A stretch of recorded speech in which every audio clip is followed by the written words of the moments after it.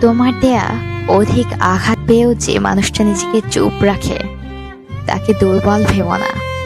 মনে রেখো, যে নদীর গভীরতা যত বেশি তার বয়ে যাওয়ার শব্দ ততই কম।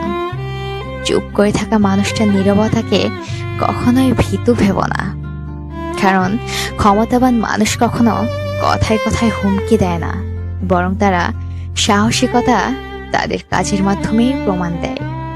কথায় কথায় যে মানুষটা হুমকি দেয় তার কাজের চেয়ে কথার জোরটাই বেশি। খেয়াল করলে দেখবে, যে যত বেশি কথা বলে, নিজের যত বেশি বড় মনে করে, মানুষ কিন্তু তাকে বেশি গুরুত্ব দেয় না, ভয়ও পায় না। মানুষ তাকে নিয়েই বেশি চিন্তিত থাকে।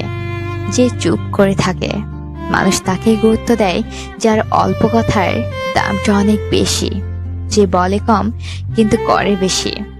জীবনে সব থেকে বড় আঘাত পেলেও নিজেকে শক্ত রাখতে শেখো। পরিস্থিতি যতই কঠিন হোক না কেন, ভেঙে পড়লে মানুষ আরো দুর্বলতার সুযোগ নেয়। নিজেকে যত বেশি শক্ত রাখা যায়, মানসিকভাবে জীবনে ততই ম্যাচিউরিটি হওয়া যায়। অল্পতেই ভেঙে পড়া মানুষ কখনো বড় হতে পারে না। নদীর দুপার না ভাঙলে যেমন নদী বড় হয় না, তেমনি ভাবে অধিক আঘাত সহ্য করতে না পারলেও জীবনে বড় হওয়া যায় না।